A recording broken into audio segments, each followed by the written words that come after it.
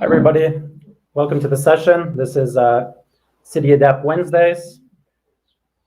We are having a session today with COMPasso, EPIC-COMPasso from Belo Horizonte, Brazil. They're going to be sharing their experience with the EPIC-COMPasso program. It's been going on for a few years. First of all, I'd like to thank everybody for being here today. We have Thank you to Jeff and Euroclima Plus for supporting this effort, and thank you all for being here. My name is Bryce Bray. I work with a global adaptation unit. We help to network, we help to create new relationships all over the world. I work in Latin America and the Caribbean. You may have seen me in the last session here. And one of the big efforts that we have going on now, excuse me, need some more lights here. One of the major efforts that we have going on now is the launch of EPIC. It's educational partnerships for innovation in cities and communities. And we are slowly but surely launching this in Latin America and the Caribbean. We have one group in Mexico, and the other group is located in Brazil. And so you're going to hear a little bit about their work today. So that's our connection. What exactly is EPIC-COMPasso?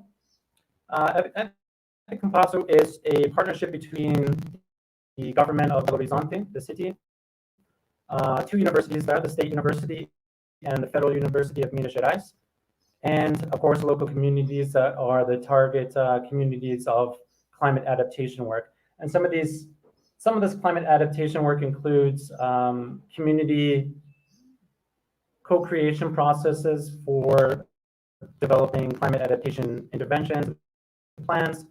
They're also developing sort of an urban agroforest system to connect parts of the city together. They're also working on reducing vulnerability to landslides, helping people build in safer locations. They're also creating, apps to share information about community members and whatever they're doing, urban gardens, a whole lot of different things. We're going to hear about that today. So if everything is running smoothly, I think we can pass the word on to my friend Julio. He is working with the Department of Environment for the city of Belo Horizonte. He's an architect and an urban planner, an urbanist. He is trained in urban planning for developing countries. He got his degree from his time in Scotland. Hopefully he'll be able to share his screen now. Okay, looks like he's on. So I'll pass the word on to Julio.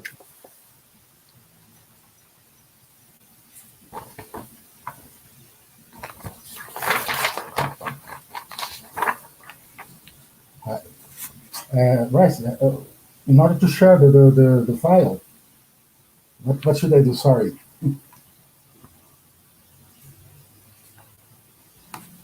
Well,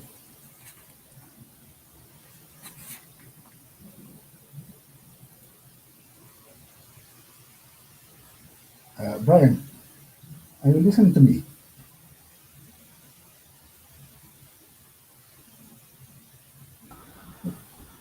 Hi, Julio. Yes, Hi. we listen to you. We are working on sharing the screen. Just 1 second. You'll be presenting them. You can share the screen yourself if you want, if you prefer. I'm trying to, but it's the sharing. It's the sign here with a plus sign. Is that exactly? Right? Yes.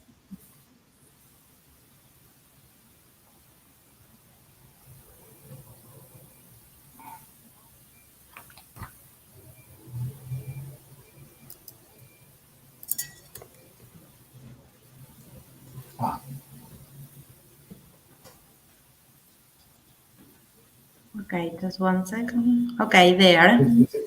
There, okay. Now you can, yes, now you can. Okay. Are you seeing it, the presentation? Because I can't. You have to put it on full screen. You have to put it on full screen. Okay, and there now we can see it. You can put it into the presentation view. Sure. Sorry for that. It's just it's okay. So now we are seeing you, Julio, on the presentation. They are perfect. Thank you. Thank you so much. So now starting it over. Good morning and good afternoon to you all. I'm Julio DeMarco on behalf of COMPasso team would like to thank GEF and the UN Environment Program for this kind of opportunity to present our program on this Adaptive City Wednesday session. The COMPasso program is the result of a partnership between the municipality of Belo Horizonte and universities with EPIC network. It was established in 2017 and it combines knowledge and skills of actors from academia, government, and communities to implement interventions in vulnerable urban areas to build resilience to climate impacts, and became an extensionist and research program to both state and federal universities in Minas Gerais. The program is headquartered in Belo Horizonte, BH for short, the capital city of Minas Gerais, one of the 26 states of Brazil in South America.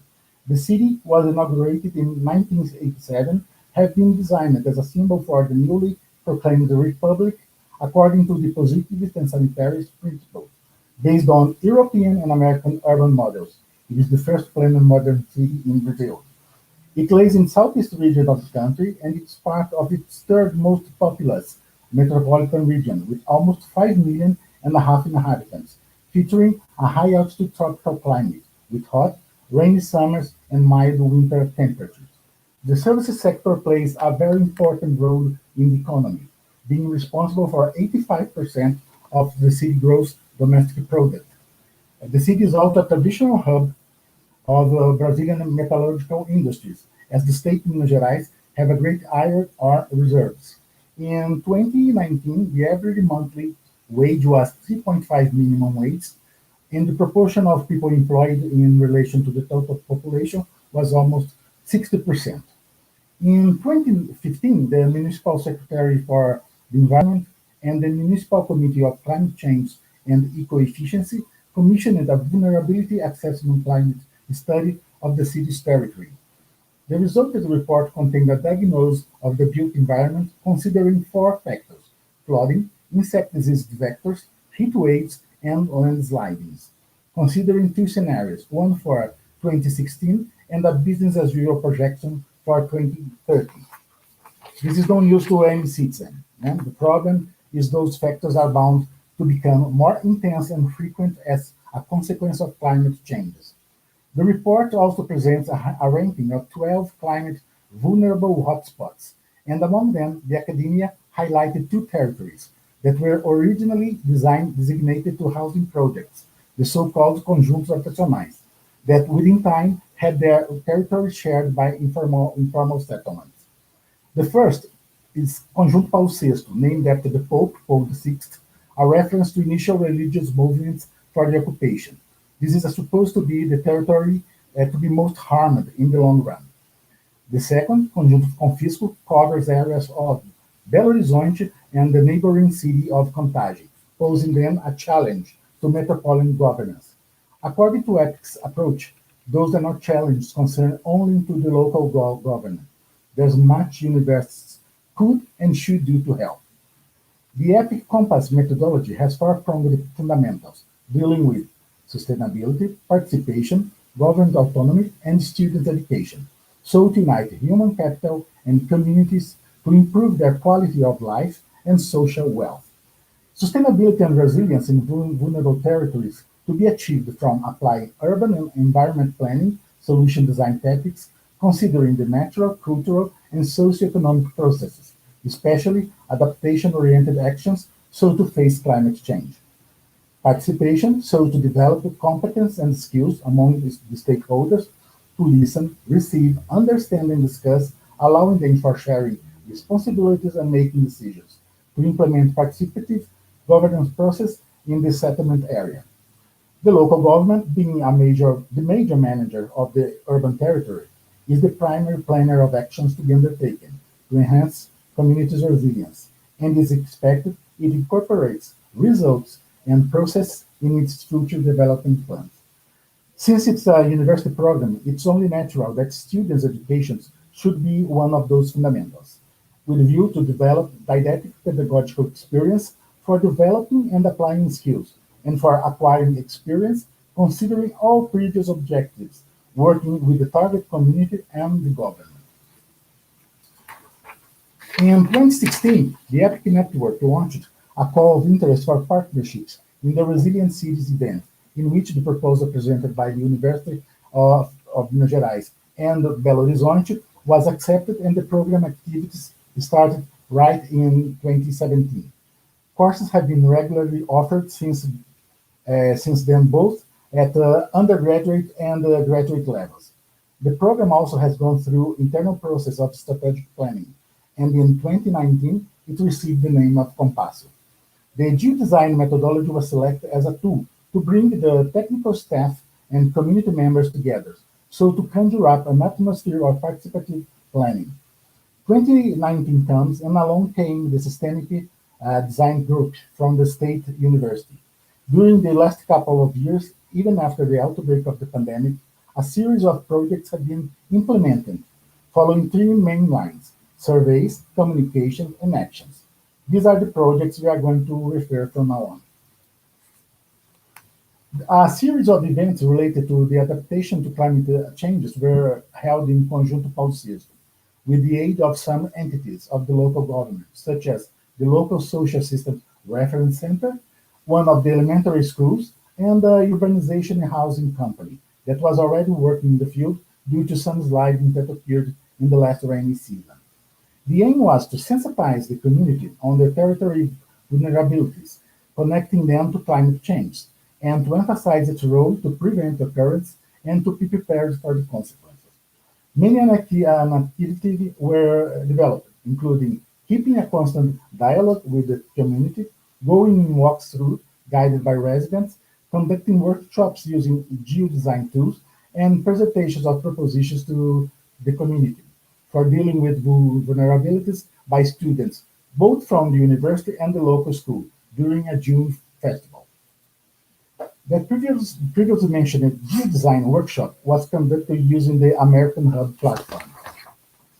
Geodesign is a co-creation process in which geo-collaboration is employed to entice the proposition of ideas to intervene in the territory. It encompasses three methodological steps, each one taken during a specific session.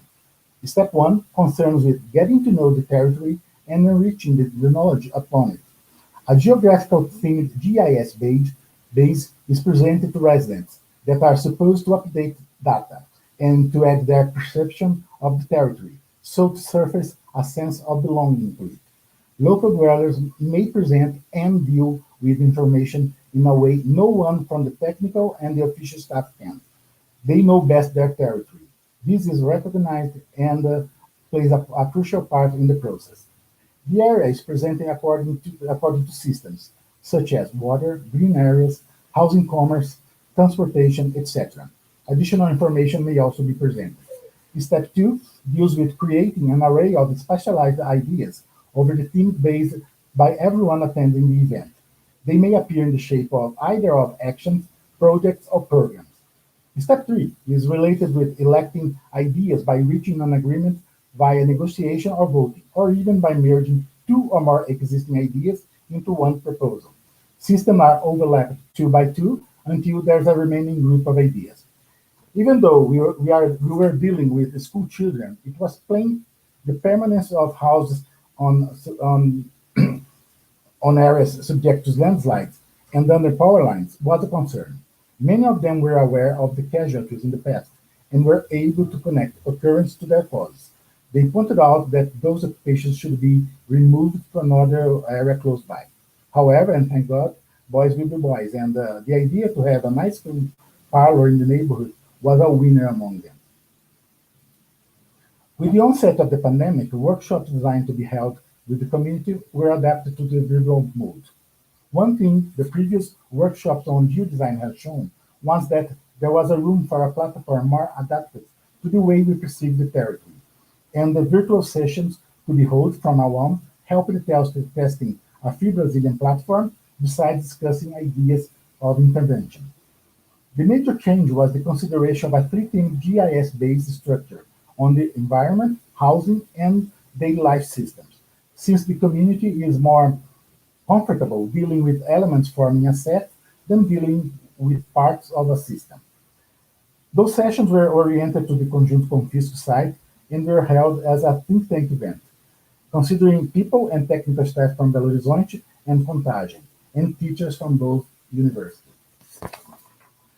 Results were plentiful, for both objectives, proving geodesign may be used in virtual sessions as a valuable resource, for later conducting of a presential session, providing more insightful site readings. Urban structures affect local climate, causing an increase in temperature, a decrease in air humidity, barriers to wind flows, and changes in the rainfall regime. Global climate may intensify effects in localized areas, causing much harm to communities. Measurements of climate variables were taken at multiple points and integrated using a GIS tool so to identify warmer and cooler spots, as well to assess the performance of the site as thermal comfort features are concerned. Microclimatic models are used to propose and to study various scenarios for the investigation of possible solutions. The most important scenarios are chosen to establish a dialogue with the community and the municipality. Microclimate zoning based on local observations enables identifying areas for preservation of wind paths and of the most critical areas concerning heating, which will require urban planning measures for the improvement of environmental features. Another planning action to mention is the initiative to develop an agroforest participative master plan at Coqueiro Verde site, which is located in Conjunto Paulo VI. The initiative is supported by the Secretary for Social Assistance, Food Security and Citizenship, and an NGO, Architects Without Borders. It comprises the building of a septic tank on the grounds of natural process of evaporation and considering soil cement techniques, as the building of a support unit where urban farmers may develop storage and administrative activities.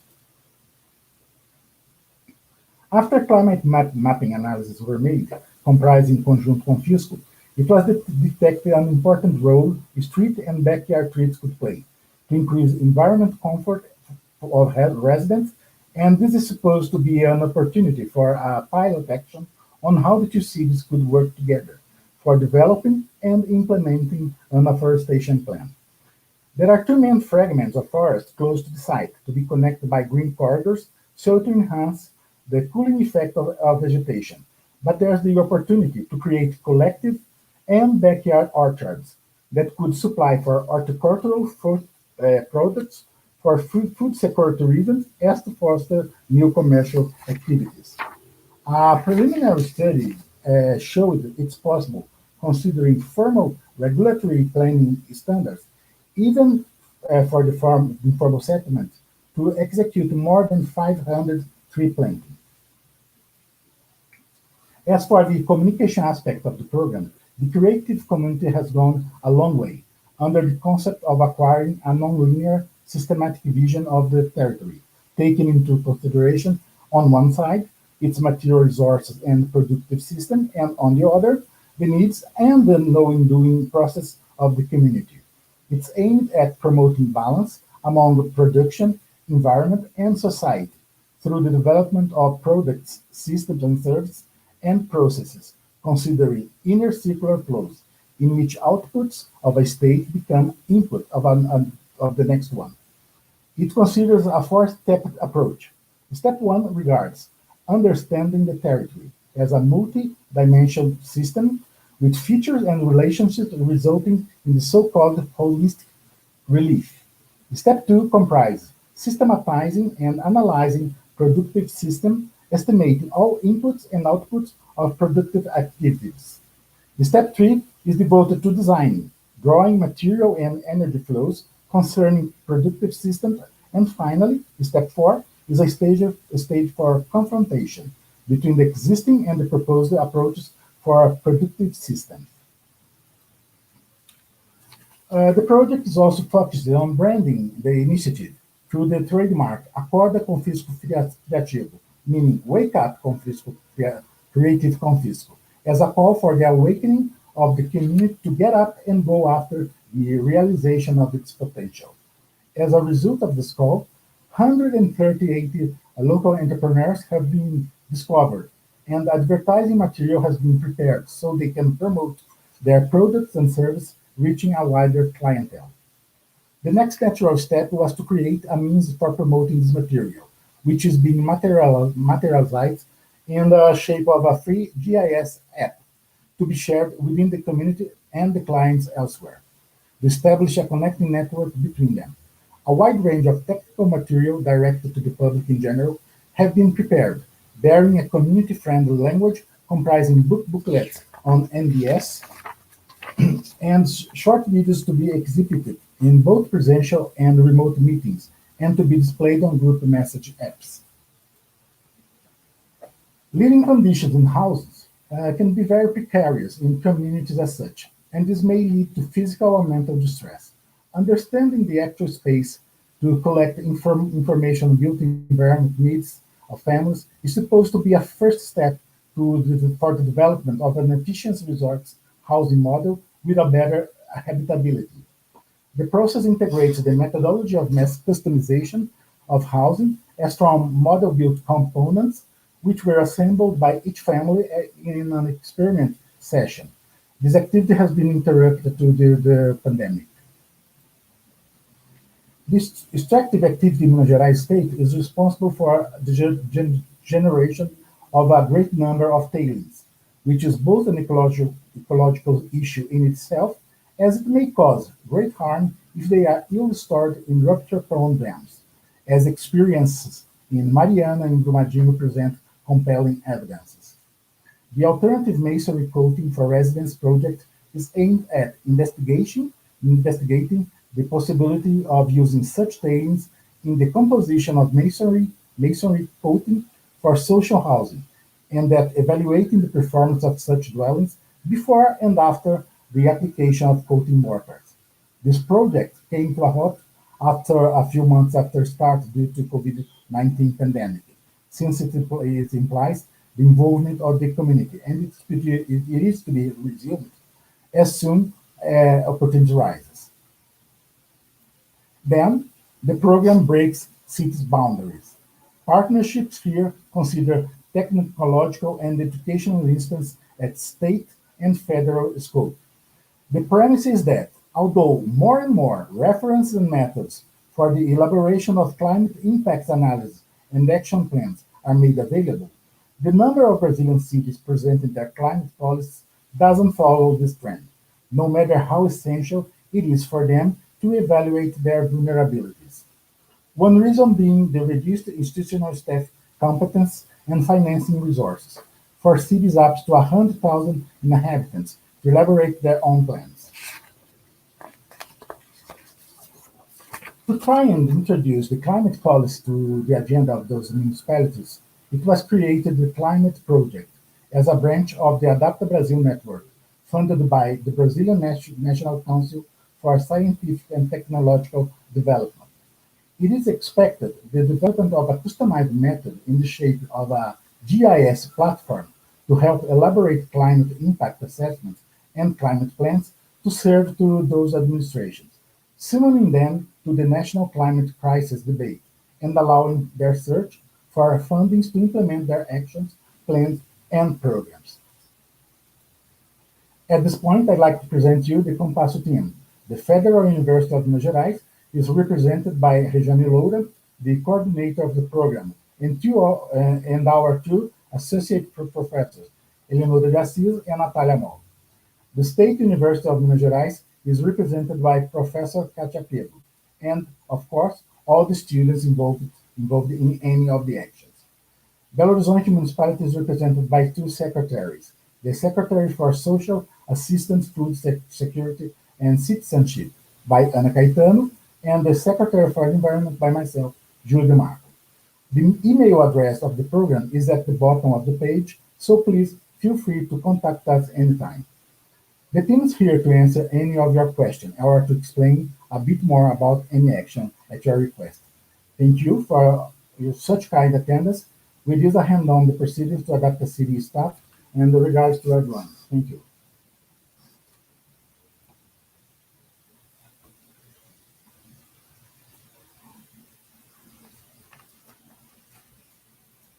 Yes, if you have any questions, please just share the chat. It looks like the chat has been blocked for some reason too, but I just pasted into it, and it seems to be working. So if you have any questions, please think about them and go ahead. But for now, I just wanted to summarize what we just learned about. We learned about the EPIC program. It's Educational Partnerships for Innovation in Communities. About that history, how it's being sort of launched in Latin America and the Caribbean. We also learned a little bit about different climate threats that are facing Belo Horizonte, including heavy rainfall, flooding, landslides, very high temperatures in certain parts of the cities.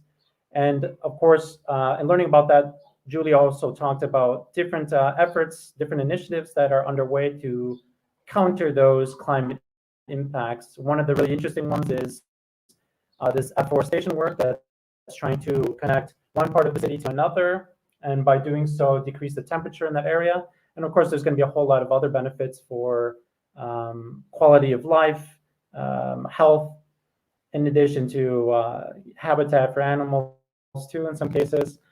We also saw that there's some really interesting things being done with apps to connect community members to entrepreneurs, right?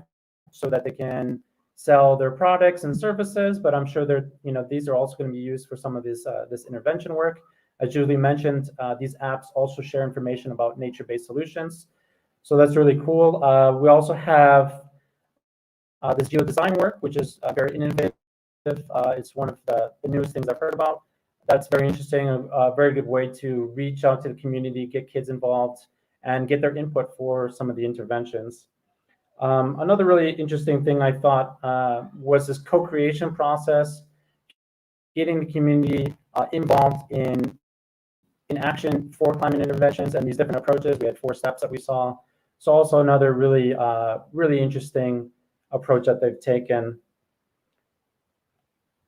I think there's a lot of other benefits, including food security that could come from these, this agroforestry work in the city.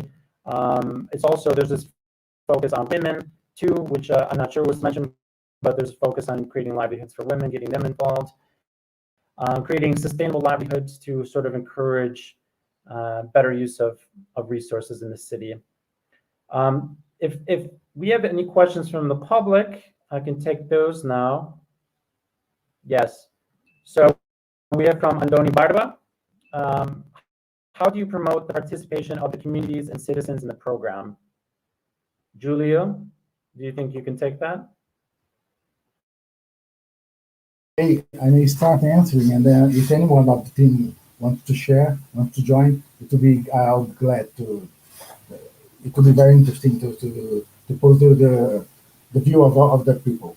Well, the first thing is to go to the local government, since the local government has already established relations with the community, and then it's a good way to work with the local government, because we have this way, this communication process already existing, and then get in touch with the community and try to know the territory by their words. Yeah? Go in walkthroughs and listen to them. And those things we pointed out. Listening to them and following all the things that they have been doing in the territory. Listen to their history of the territory. This is very important.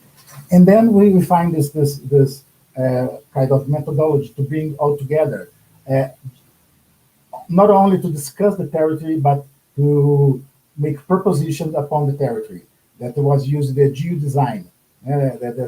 This is one of the things that the Federal University of Minas Gerais has developed through the years, and it's a good way to get in touch with people, to put people together, to discuss and to engage in proposals, and most important of all, to come out with a plan. Yeah, and this is very important. Yeah, and there are also other ways of acting. One is this agroforestry projects. The university is working with the community. Yeah? It's not only observing and giving resource for them to work, but working with them or listening to their needs. And for example, there was this need for building this unity, the supporting unity, and there was the design of this project and is to be implemented. I think there are many actions that we have taken to get in touch with the community and to bring them to work together. Is anyone that wants to add something? I don't know.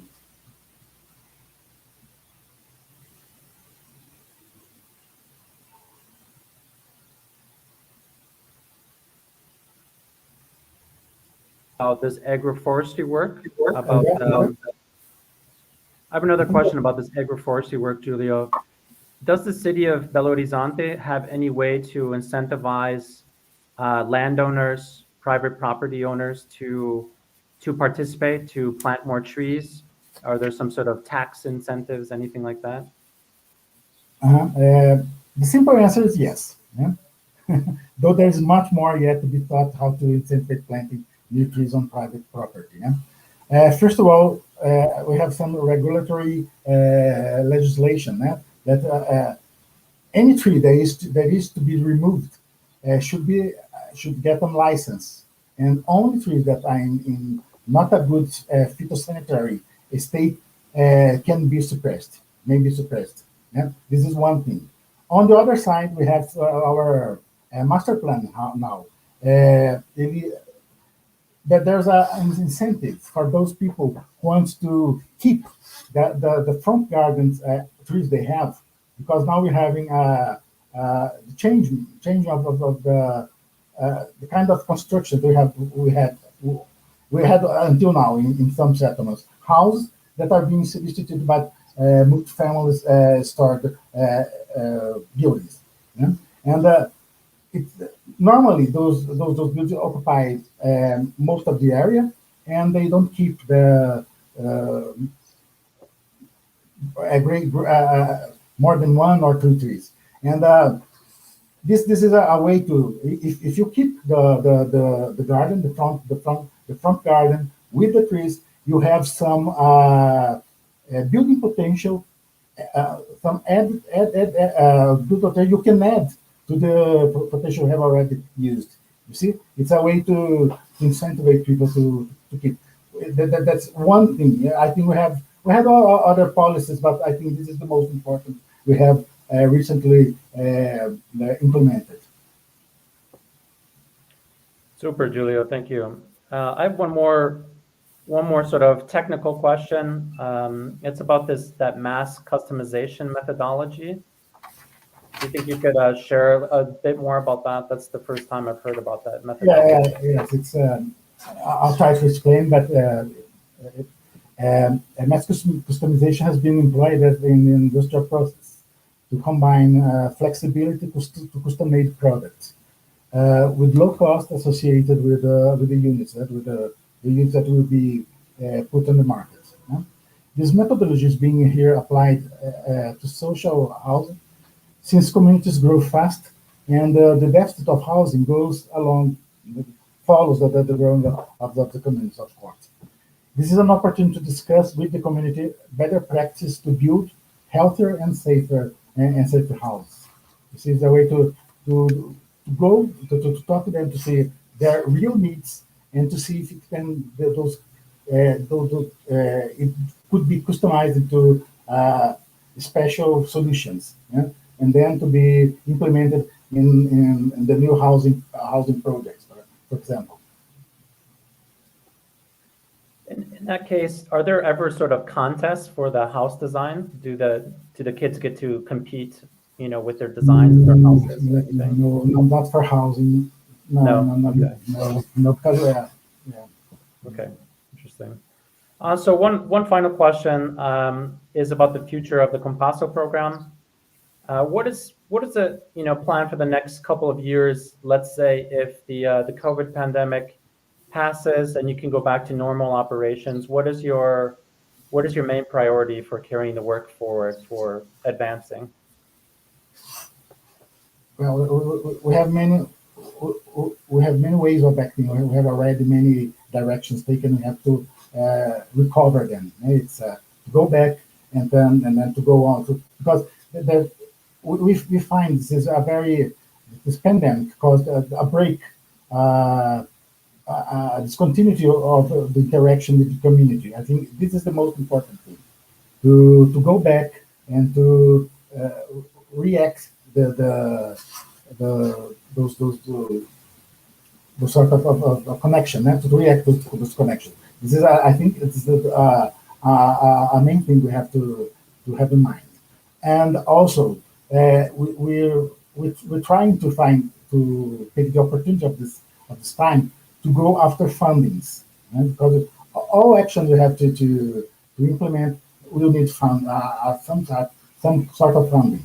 Because until now, we're working with the fundings from the university and the fundings from the local government. In the sense, they had already these fundings that were to be used for the implementation of their projects, and we're trying to bring those projects to the program. So there's nothing really new, not really from external sources. Though we had a project that was very well succeeded, that was the Solar Schools project, that was the implementation of photovoltaic generation using in schools, and implementation of efficiency, energy efficiency measures in school as well. This was a good example. We had this time to go after the fundings. We got some fundings from external sources. This funding is from the EPIC and the UN initiative, and that's it. I think we're using this time to see where fundings are available, so we can use to reconnect the actions and to go on in the future. Okay, great. Yes, I'm sure funding is going to be a difficult sort of issue now because of the pandemic, right? That's a problem everywhere. That brought up another question, and this will be the final question. How do you see Brazil's cities in general in terms of their preparation for climate impacts? Do you feel like they are well prepared, or are they behind? Is there a lot of work to be done? And maybe compare Belo Horizonte to other large cities in Brazil. Do you think Belo Horizonte is more advanced, or is it behind in sort of climate adaptation work? No, yeah. Belo Horizonte has always been a front runner in this as concerning planning process and sustainability process as well. We have our municipal committee on climate change since 2006, 2006, and since then we have our inventory of GEE. We have our plan of for reductions of the emissions of GEE, and we have a climate plan as well. So as compared to other cities, I think we are close to the ones that are in the front run. Okay. We have been for a long time. We have been the one ahead of all, but now I think they are coming, and we're at the same pace. And that's totally different from the rest of the country. For the medium-sized cities, and that's why we have this last project, the adaptation. We are trying to bring. We are trying to find a way to bring those medium and small-sized cities to the debate, to the climate debate, because we know that local actions should be taken, and should be taken everywhere. It's not up to a country or a state to solve the problem. The problem is in every and each city, and all of them should work together and develop their plans. And that's why we're focusing now on this last project, that is a way to expand the debate to the other cities in Brazil, and especially in Minas Gerais state. Super. Thank you, Julio.